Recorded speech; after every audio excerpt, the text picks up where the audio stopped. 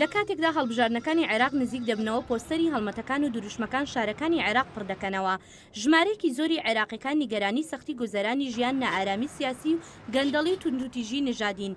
ئەوان هیوایەکی کەمیان دەربڕیەوە بۆ ئەوەی کە هەڵبژارنەکان گۆڕانکاریەکی پۆزیتیڤانەی لێ بکەوێتەوە. سوننە، شیعە، کورد و لایەنە ئاینەکان و نیژادەکانی تریش پێشەبڕکێ لەسەر 325 کورسی پەرلەمان دەکەن. مایکل ناین لە ئینستیتوتی واشنگتن بۆ ڕێبازی ڕۆژهەڵاتی نزیک بە دوواداچوون لەسەر هەڵمەتەکانی ئەم هەڵبژارنە دەکات.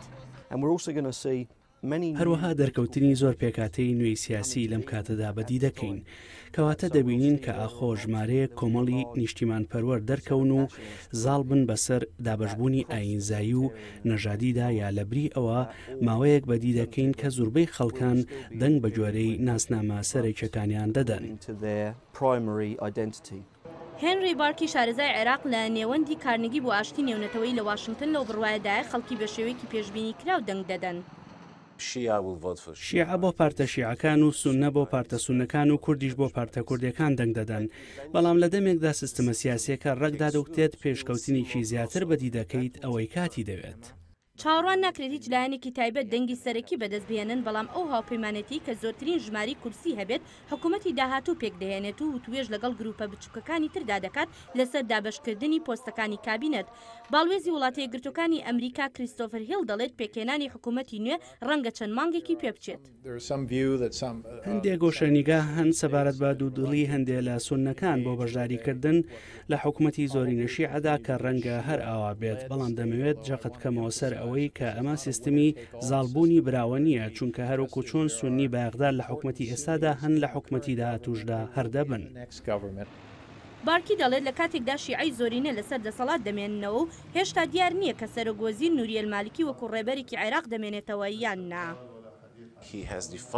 ئەو کارنامەی نەتەوەیی عێراقی بەوە پێناسە کردووە کە کەمێک لە دژی کورد بێت بۆ ئەوەی سوننە و شیعی زیاتر بەلای خۆیدا ڕاکێشێت. بەر لە هەڵبژارنەکان توندوتیژی و ناکۆکی تایفی لە نێوان سونەکان و شیعەکان زیادی کردبوو، گروپی سونەی سەر بە ئەلقاعیدە لە عێراق هۆشداری داوە کە دەنگدانەکە تێک دەدەن بە هێرشکردنە سەر مەدەنیان و هێزی ئاسایش و کاربەرستانی حکوومەت. زیاتر لە 400 بربژار ڕێگەیان لێ گیرا بەشداری لە هەڵبژاردنەکاندا بکەن لەبەر ئەوەی گوایە پەیوەندیان هەبووە بە پارتی بەعسی سەدام حوسێنی قەدەغەکراوەوە. زۆربەی ئەو کاندیدەدانە سوننەن و هەندێکیان دەڵێن لە چەندین ساڵ لەمەو بەرەوە وازیان لە پارتی بەعس هێنا بوو.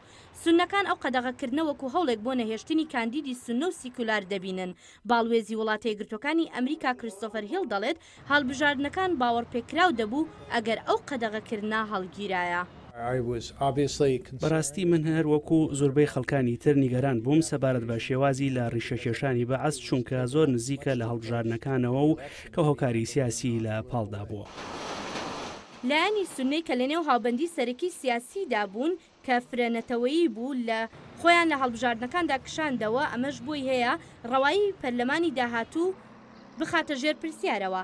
دیپلۆماتی وڵاتە یەکگرتوەکانی ئەمریکا و نەتەوە یەکگرتوەکان ترسونیگەرانی ئەوەیان هەیە کە ئەنجامە مشتومڕ لە سەرەکان ببێتە مایەی گەڕێکی تری توندوتیژی و دواخستنی بەرنامەی کشانەوەی هێزەکانی ئەمریکا لە عێراق. بەڵام باڵوێز هێڵ دەڵێت دەرەنجامەکانی هەڵبژاردنەکان هەرچی بێت وڵاتە یەکگرتوەکانی ئەمریکا هێزی شەڕکەر تا کۆتایی مانگی هەژ لە عێراق دەکشێنێتەوە. ئەم راپۆرتتان لە دەنگی ئەمریکاوە پێشکەشکرا.